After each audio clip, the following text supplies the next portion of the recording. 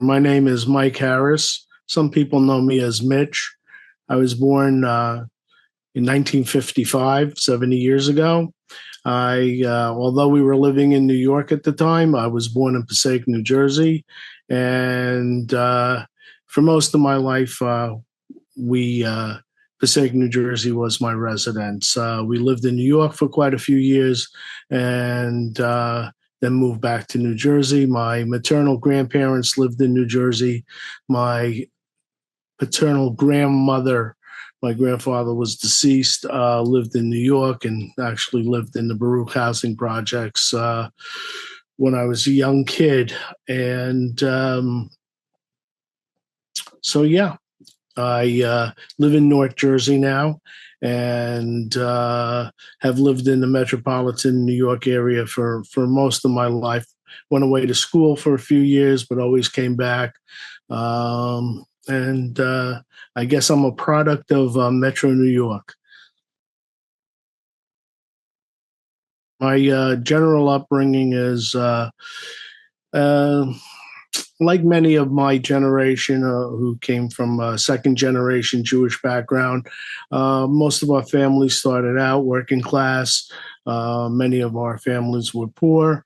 And by the time we were growing up, our family, achieved a middle class status, so to speak. My dad was a salesman, ultimately a salesman.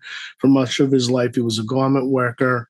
But for, I'd say, a good many years, he was a salesman. And my mother was sharp as a tack, a full charge bookkeeper without any degree, and she could add numbers like you wouldn't believe.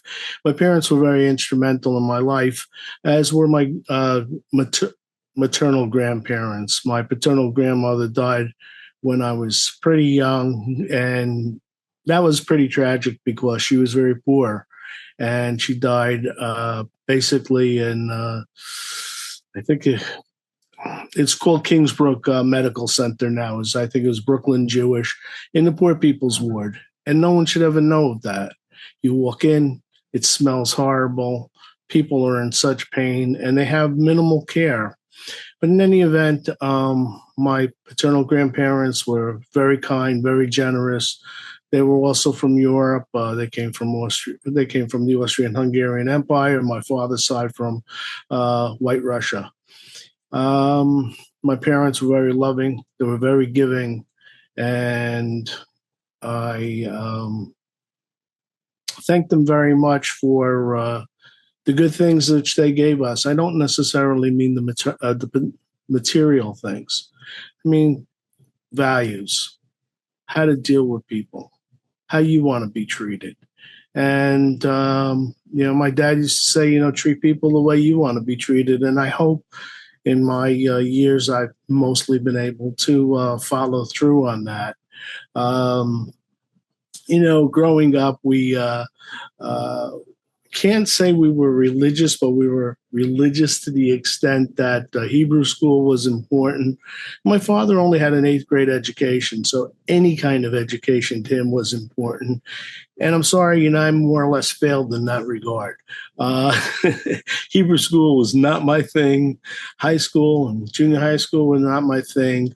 My mom was a little bit more easygoing about it, and my father was kind of rough about making sure I fulfilled where he didn't have the opportunities where he worked, and my mom worked very hard to give us Hebrew school and so forth. And I'm a product of the public school system, and I'm a big supporter of public schools, and I'm not real big on religious schools at all. Do I consider myself religious? No, not really.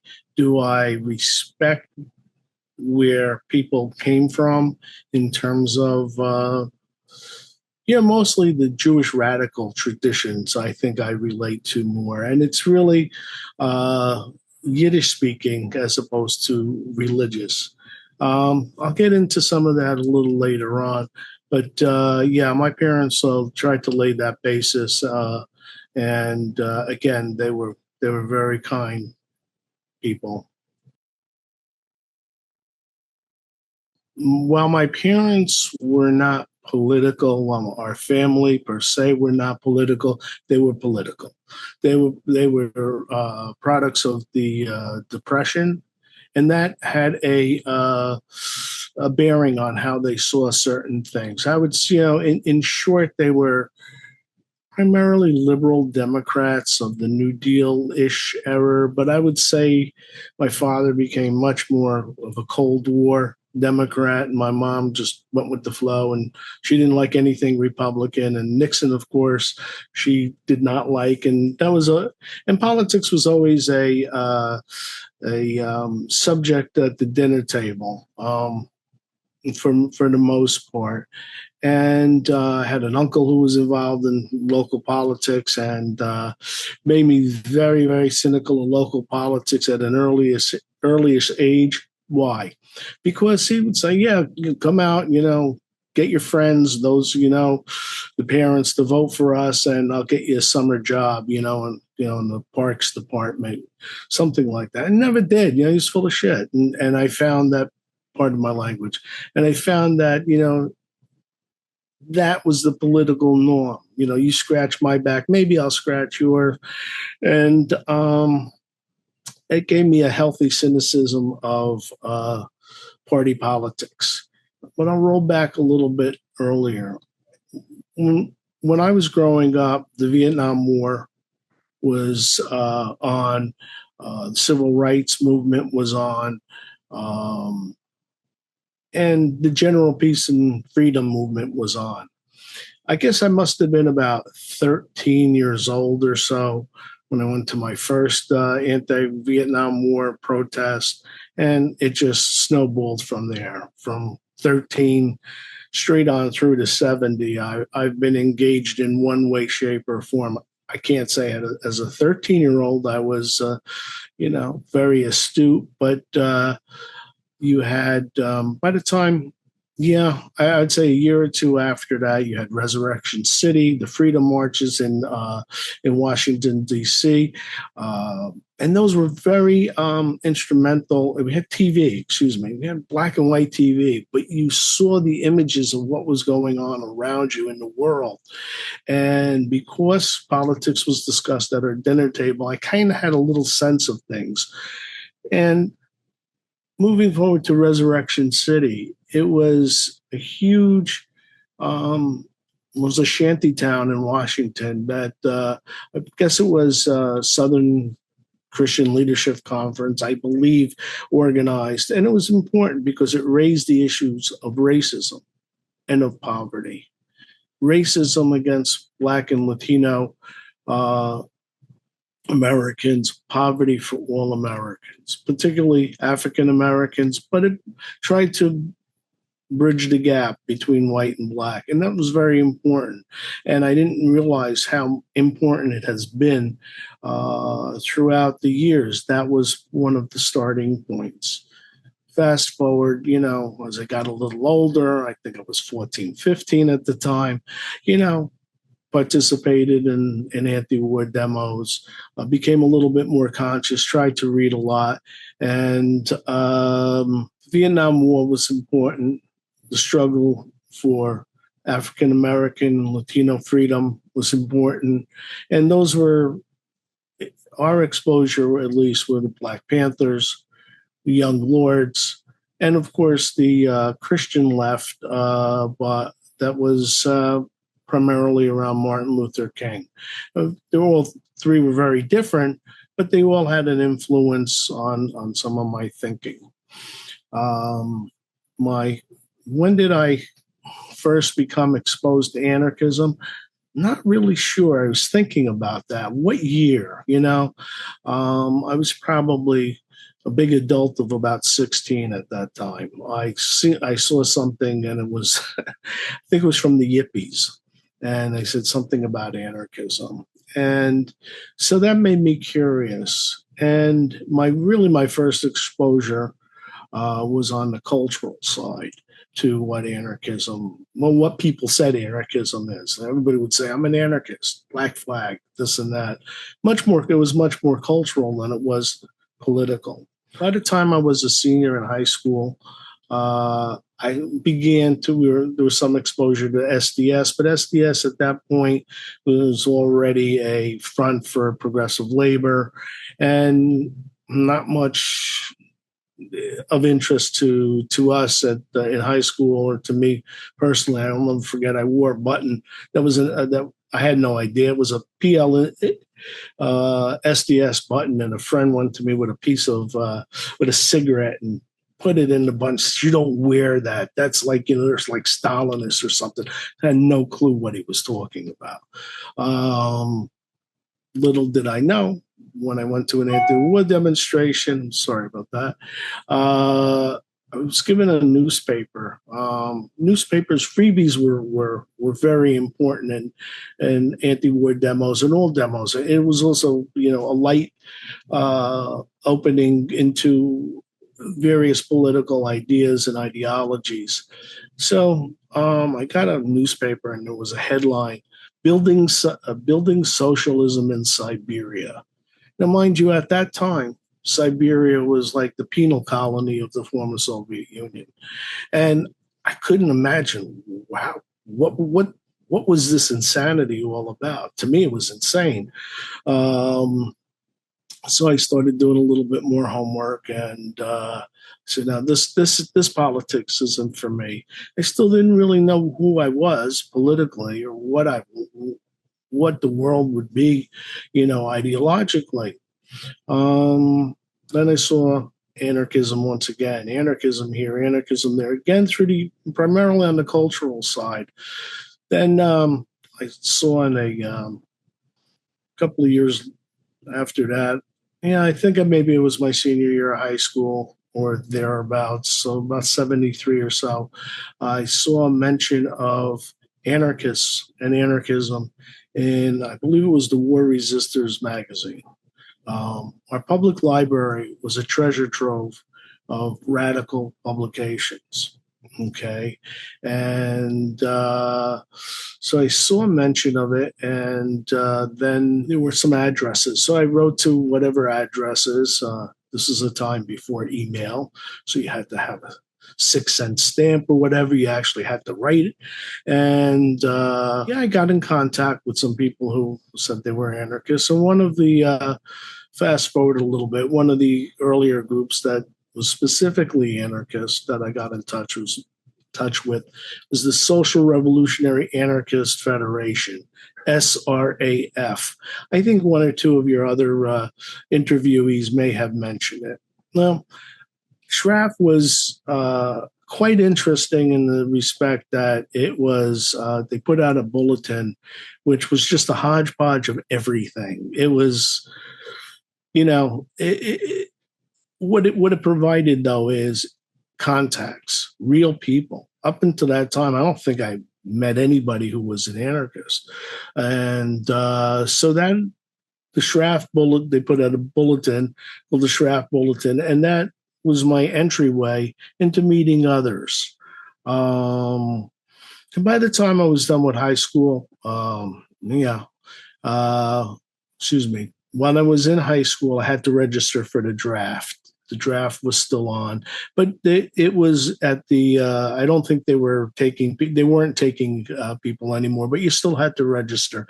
And thank goodness, because my number was 16, which would have meant I would have had to make a decision whether to jump ship, go into the service, or make another decision. And I know my father was very patriotic. He served in World War II. And he was very formidable, my dad, in both a positive and sometimes not so positive way. So thank goodness I didn't have to make a decision whether to go full resistance or not. And I have a lot of, for those who went full resistance, all power to them. I mean, there were thousands upon thousands who chose not to go and fight the rich man's wars, they would say. How did I really become an anarchist in a full sense? I floated a bit. I read this, I read that. I came across publications that were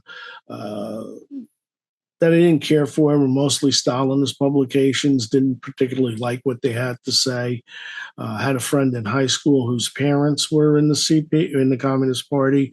Nicest people. We used to go up to the second floor, their two-story tenement, and smoke weed. And I used to read their newspaper, the Daily World. I think it was the Weekly World. I don't know. Anyway, the CP stuff.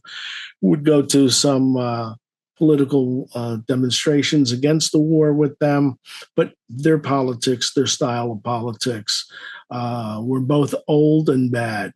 And I'm sorry to say that because they were nice people. They were working class people. They worked hard. They believed in their ideals, except I just don't buy them. Around 1974-ish or so, began to develop some ideas. There was a publishing house by the name of Dover Press, or I think that was their name, and they had printed Kropotkin's revolutionary pamphlets. What is Communist Anarchism by Berkman, Goldman's autobiography, or I think it was Anarchism and Other Essays. And my parents asked me, well, what do you want for your birthday? And I said, do you mind? Maybe you get me these books. And they did. I mean, they thought I was a nut, but they got me the books. And I think those were some of the first publications that I began to read. Also, although I never really was, well, I was a member of the Industrial Workers of the World periodically from time to time, but their publication, The Industrial Worker, was important in the sense that not only did it advocate the ideas of the IWW, revolutionary unionism, but it also had a lot of information and contacts in the global anarcho-syndicalist, syndicalist, and various political non-Stalinist, socialistic movements. And it was incredibly important, not knowing people, but reading these things and being able to begin to make contacts and connections. And by 1974, I really found a home in anarcho-syndicalism and have been an anarcho-syndicalist ever since. Of course, most people would know anarcho-syndicalism as Spain, 1936, and they were very important. And it was very important to read about Spain and to learn a whole bunch about constructive anarchism. That is, anarcho-syndicalism in practice. Around 1975, thereabouts, met some folks who were active in New York. A couple of folks that were my age, which was, they were really cool guys, and they were guys, and they had a wealth of information. They were connected. They were so connected, it was just like a treasure trove of info. And we informally got together and called ourselves the Federation. It was a handful of, it was an idea more than anything else. And put out a bulletin. One of the folks put out a bulletin, the folks in New York. I was in Rhode Island at that time at college. And that was another entry into another level of anarcho-syndicalism and anarcho-syndicalists. At the time when I was in college, we organized a small group called Solidarity Collective. And basically it was, 5 of us or so. And we distributed Yipster Times on the cultural level, the Industrial Worker. But we were mostly active in, I'd say the biggest things we were active in was tuition, fights around layoffs, and various other things, writing articles in a student newspaper. But it was limited, and really my world was opening up elsewhere outside of the campus walls. And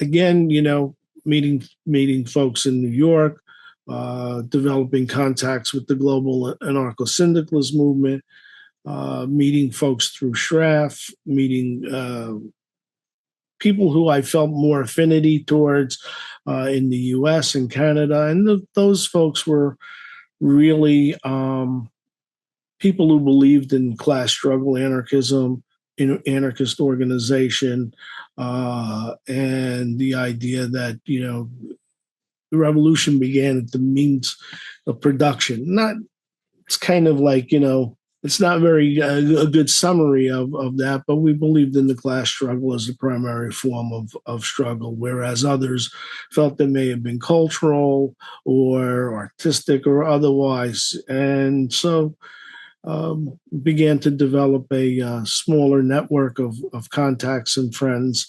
And I think my first act as a global anarcho-syndicalist, I was in school in Rhode Island. I was in school in an area that had a lot of Portuguese Americans. And at that time, the revolution in Portugal broke out. And so I formed this with other members of the Solidarity Collective. What did we call it? International Fund for Portuguese Workers. I forget what we started this small solidarity fund. We raised a few bucks, and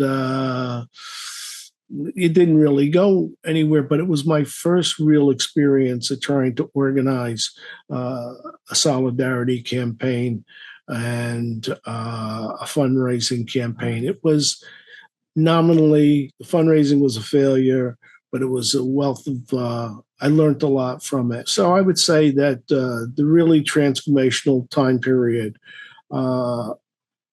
early time period, was 74 to 77.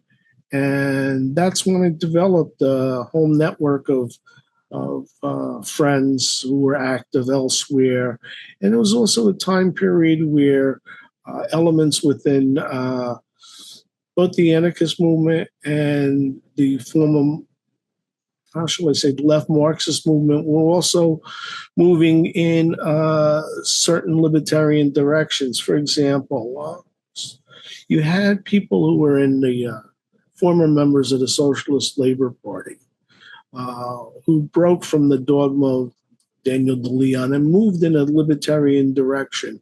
Probably there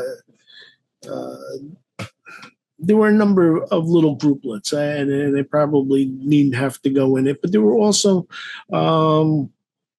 members of the Socialist Party of America that also moved in a libertarian direction. And while I didn't necessarily agree with them, I can never say I was a Marxist, but I'm not anti-Marx, as some people may be. I think depends on how they interpret it, how authoritarian or libertarian they may be. But probably you had in England London Solidarity, which was libertarian socialist coming out of coming out of a Marxian tradition. And they were very influential in the sense that they published a lot of stuff. And the stuff that they put out, a lot of it made sense to me.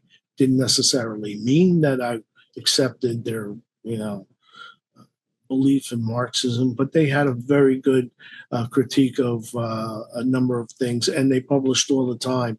And when you're isolated largely from the broader movement, publications. Now, of course, the internet, you can read almost anything, but publications were so valuable. And the only thing that was missing oftentimes from me was the avenue to who to talk to about what I was reading. And thank goodness, in time, my relationship with folks in New York and elsewhere developed, and we were actually able to meet face to face.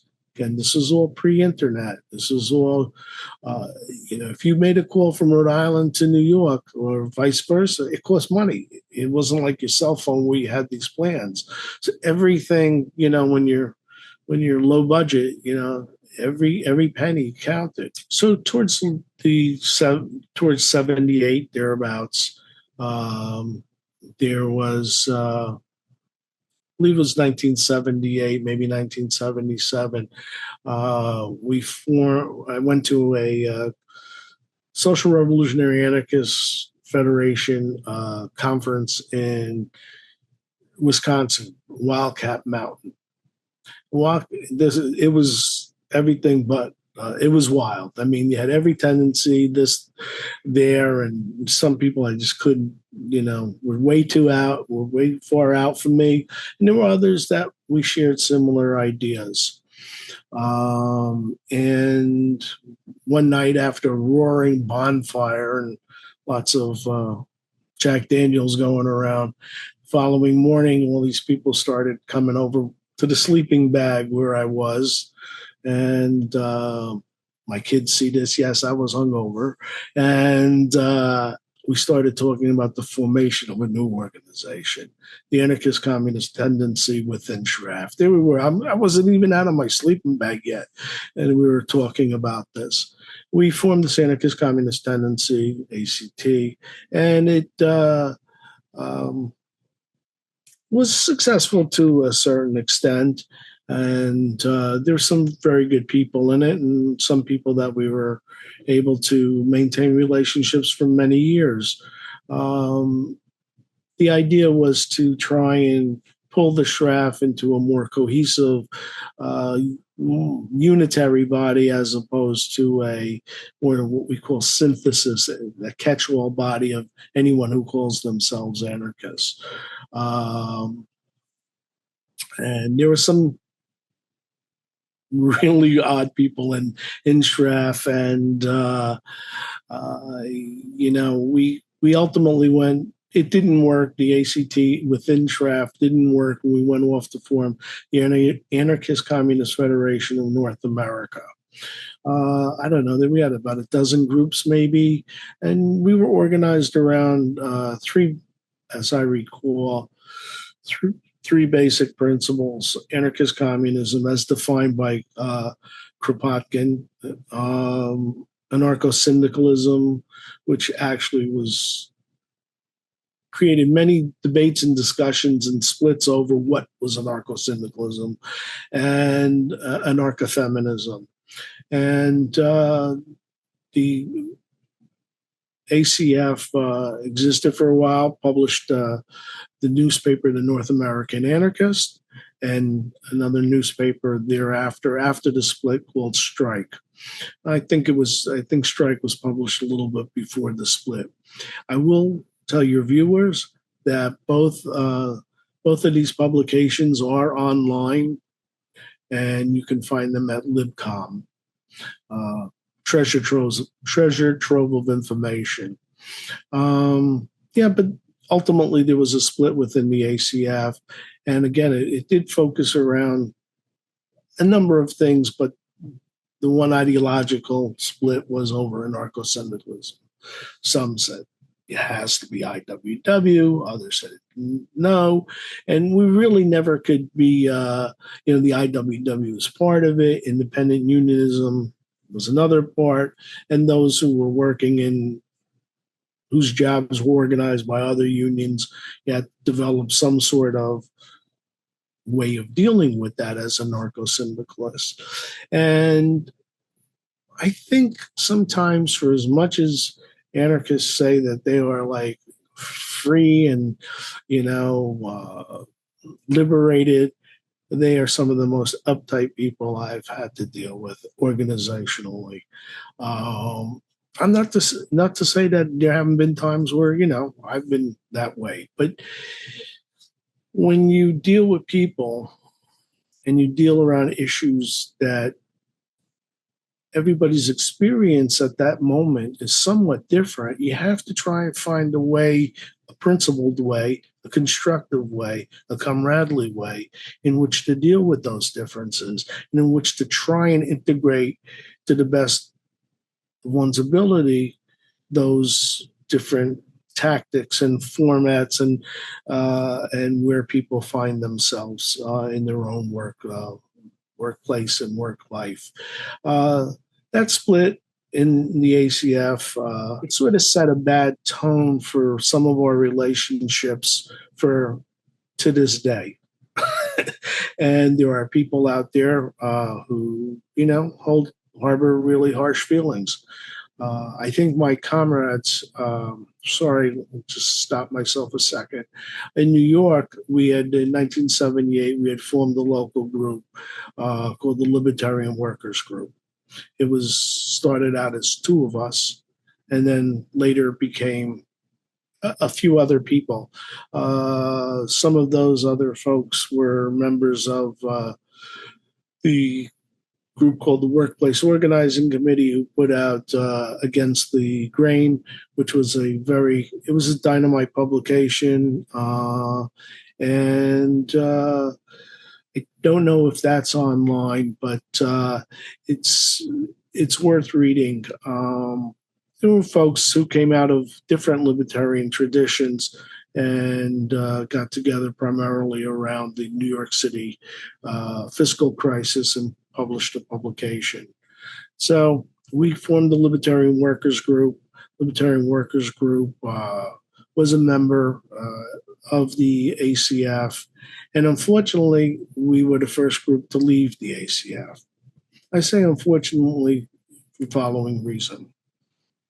While there were principal differences, while there were personality differences, while it seemed our participation was not going to last, I think my comrades in the Libertarian Workers Group didn't quite handle how to separate the way certainly I would have liked to have seen. I think it could have been handled much different. And although it was a unanimous decision to leave the ACF, I will, for the historical record, say I abstained because I didn't feel that we were doing it right. I believe that the issues were there. I just thought there was another approach to it, to leaving the ACF. So fast forward, out of the ACF, a group of like-minded folks began to work together, mostly on projects. In New York, we had the Libertarian Workers Group, which I think if only we were in a different time where we could have had a lot more members, because we worked hard. We tried to build, but this is also a time period where anarchism and certainly anarcho-syndicalism was not on people's radar. They had no idea what it was. Unlike today, where there is some sense of anarcho-syndicalism and of anarchism, and we would issue a lot of timely leaflets, a number of different subjects. And we were also influenced to a certain degree by, at that time, maybe a year or two before, the world-renowned movie or series Roots came out. And at that point, others, not only in the African-American community, began to find their roots, but those of us who came from Jewish backgrounds began to discover our roots in our revolutionary and radical roots. And even at that point, the Freie Arbeiterstimme, the Free Voice of Labor, still published. It was on its dying legs, but it was still published. And so there were people from the Yiddish-speaking anarchist movement still around, still active, not only in the Freie Arbeiterstimme, but also in the Libertarian Book Club. So we began to find our own roots to a certain extent, and we issued a number of leaflets and publications, and took an interest in the world as it faced the Jewish community, both here and abroad. But we didn't get lost in that, although it was an important part of our work. And we put out a pretty nice leaflet or pamphlet called Freedom for All, which basically discussed, we're not Zionists, and how freedom needed to be found. The struggle for freedom needed to be both Jewish, non-Jewish, in Palestine and in what was the state of Israel as well. And that there needed to be a federation of Jews and Arabs within the area, within the Palestinian territories and region, and throughout the Middle East. We tried to address it. I know it's very timely now, and we tried to address it back in '78 from an anarchist perspective, from an anarcho-syndicalist perspective. We also became involved with the International Workers Association. And that probably started around in the mid-'70s. And we had already developed some contacts and connections with mostly exiled groups. But then there were also people our age in England and in Norway and in other countries, Denmark, that were also beginning to, reorganize sections of the International Workers Association and try and propagate anarcho-syndicalist ideas in their own countries. And we connected with them and began to develop relationships and get involved in various campaigns. In 1976, it was the 40th anniversary of the Spanish Revolution. And there were events, mostly organized by old timers, but we got to meet a lot of people. We got to also connect with others who were active years ago within the movements. And we did our best to support the emerging CNT from the Francoist time period. There was a lot of hope when the Spanish CNT emerged from fascism. And all of us in the US, Germany, England, we were all elated. And as younger people, we all said, wow, I mean, these folks, the Spaniards, did what we could only imagine what anarcho-syndicalists could do. And so we all supported the CNT AIT. We were very disappointed in, I guess it was 1979 when the CNT first split, and the splits have harmed the movement. Well, let me put it this way. It's harmed their own movement, but it's been very disappointing for all of us ever since, because the Spanish CNT has split so many times, sometimes legitimate, sometimes, well, who am I to judge? But it's very disappointing. And many of the congresses of the International Workers Association dealt with the Spanish question. We participated in a number of congresses and a number of plenaries as the Libertarian Workers Group. And we were very proud of our international connections. And they were very unique to a large extent, because they represented an actual organized body of similar thinking people. So Libertarian Workers Group existed till about 1984. From 1978 to 84, we worked with others on projects such as Strike, such as No Middle Ground, which was the publication of the Libertarian Aid to Latin American Workers publication. What we tried to do was raise consciousness and solidarity with the emerging and repressed movements in Latin America that would consider themselves anarchist, anarcho-syndicalist, or libertarian socialist. A lot of different campaigns throughout, a lot of solidarity shown on multiple issues, and it also helped to teach us how to work with people who were largely underground, both in Latin America and in the former Soviet Union. Fast forward to 1984, some folks who were involved in these networks formed what was called the Worker Solidarity Alliance. I was nominated, and they didn't ask me, but I was elected the first secretary of the Workers' Solidarity Alliance. It was sort of a surprise to me. I've served in that position for many elected position many times, and I really would say that from 1984 on, I was like a Jimmy Higgins, the guy, the person who did all sorts of stuff, and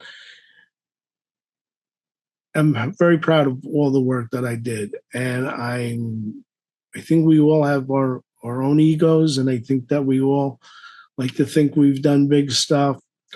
Whatever I've done, if it's helped a little bit, I'm very happy about that.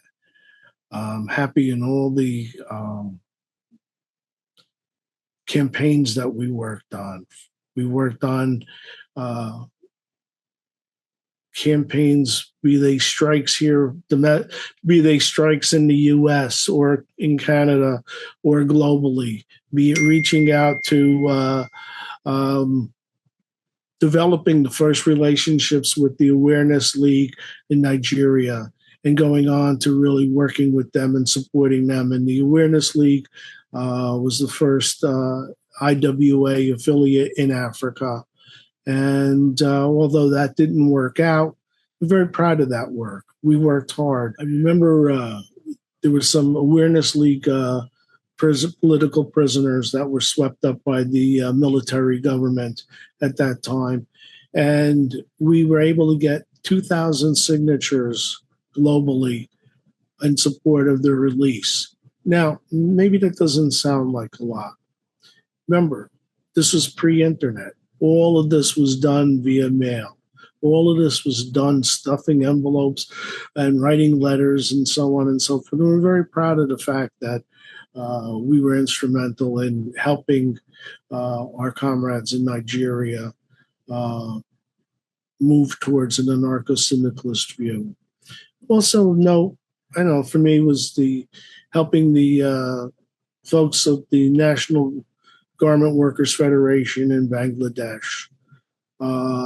This was before Bangladesh became the cause célèbre of a lot in the workers' movement. It was they were struggling, and I'm glad that we were able to help them with their struggles. Probably one of the highlights for us in New York was there was a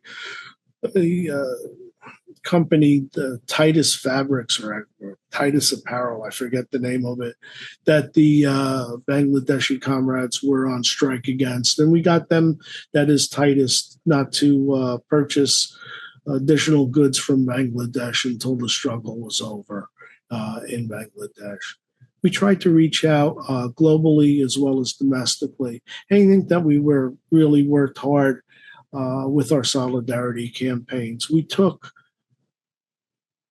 workers and solidarity very serious. Not only were we workers, but we supported workers in struggle. And one of the best ways to do that is through solidarity.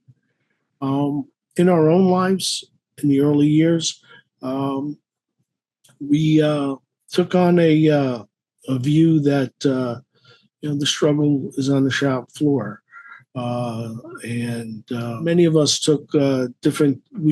We tried to concentrate our activities in the New York area in the garment industry.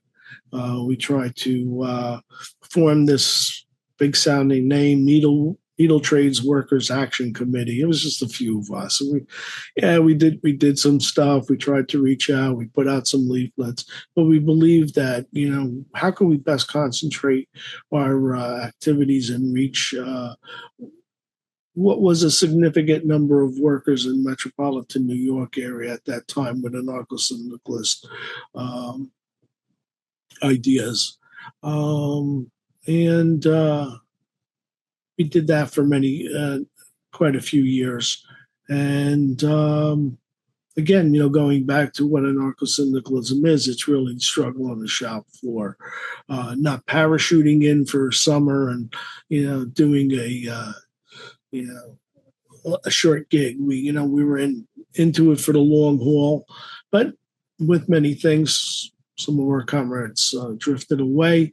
And I understand, their lives change, people's lives change. And so we've always believed in trying to keep everything on the shop floor. We did a lot of work. My hesitancy is only because I did go on to work for a couple of progressive unions in the late 80s and early 90s. And I actually had tendered and asked my local comrades, should I tender my resignation? Because I did not believe that being on a payroll of a union was the same as adhering to anarcho-syndicalism. I worked for it, so I'm kind of hesitant here because I think that I tried to adhere to my principles as best as I could, and I kept the rank and file spirit going through my organizing and in each fight that we engaged in. Although I remember when I left the shop to go work for the local that we were part of for around a contract fight. And so I was on a leave of absence, and I came, first couple of times went to visit the shop, everybody remembered me. Hey, man, hey, how you doing, Mike?